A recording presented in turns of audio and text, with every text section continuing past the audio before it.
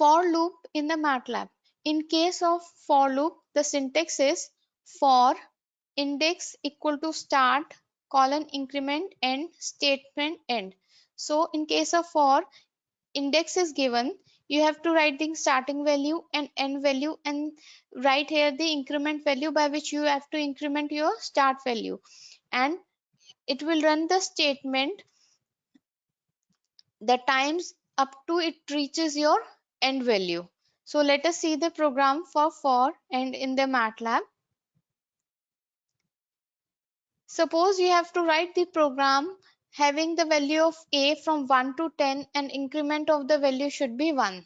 So the syntax would be for a equal to 1 to 10 and increment the value by 1 and display a. And so here it will first a equal to 1, it will display, then again go to for statement, increment the value 1, that is 2, then display a.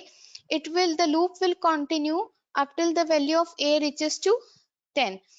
As the value if a reaches to 10, it will display next time the value is 11. The loop, the condition is not satisfied, and it will come out of the loop.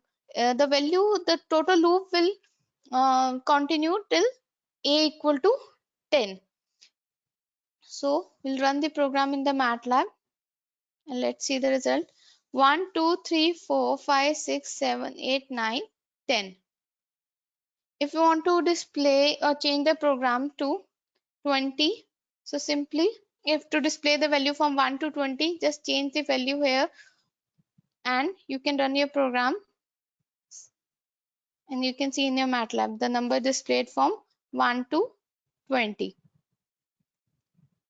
So this was your for loop in MATLAB. Next is nesting of for loop. So in that case, for index 1, start 1, increment 1, statement 1, syntax is for index 2, start to increment 2, end statement 2, end, and some additional loop 1 statements.